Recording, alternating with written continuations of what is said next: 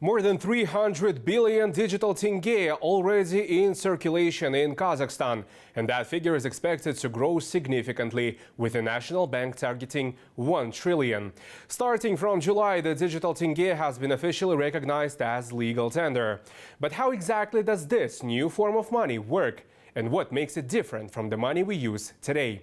Nuray Salbek takes a closer look in the following report. Cash, non-cash, and now digital tenge. These are three forms of Kazakhstan's national currency available today. While cash and non-cash money are already part of everyday life, digital tenge introduces a new feature that sets it apart: programmability. In simple terms, digital tenge can be programmed with specific rules defining how, where, or under what conditions the money can be spent. So, as the national bank puts it, money can become not only smart but obedient. But how does that work in practice? Here's one example. Digital tenge. Let's take an example. There is a construction company and a customer. They want to be able to understand where the money can be spent next. For example, they say this amount can only be spent on crushed stone and this amount can only be spent on the other construction materials. So the logic is assigned to the money in advance, and those funds can only be spent for the purposes specified. For consumers, however, the digital tenge is not a different currency. One digital tenge is equal in value to one cash or non-cash tenge. The difference lies in how it can be used, from programmable payments to new services that could become available as more banks and businesses join the system. Instead of your current account or your deposit, you will have new entity which is called digital tenge account. And you can do almost all operations with your digital tenge account, as in case of your current account or your deposit or your multi-currency card. With its full-scale launch, the focus is shifting to real-world applications, from government payment to business services. For companies, the technology could change not only how payments are made, but also how financial processes are managed and automated.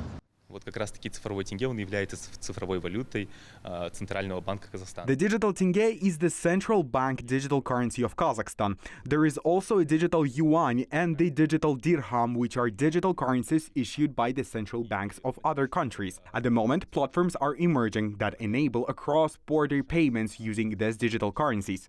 For example, digital tenge can be transferred to the UAE and converted into digital dirham. All of this can take place on a single platform and is done quickly. Происходит на одной площадке, и происходит это все быстро.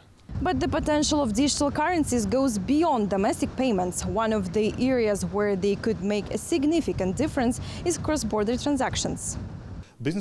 Some businesses already using digital tenge for their tax management. We have a scenario called digital value-added tax, which significantly simplifies the value-added tax return process.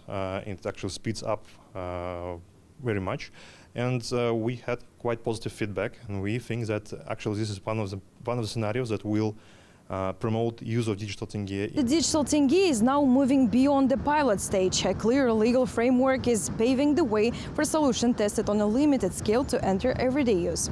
The next challenge is wider adoption and integration across Kazakhstan's financial system, as more banks and businesses connected to the platform. The range of application is expected to grow further. Nuray Salbek, New Time.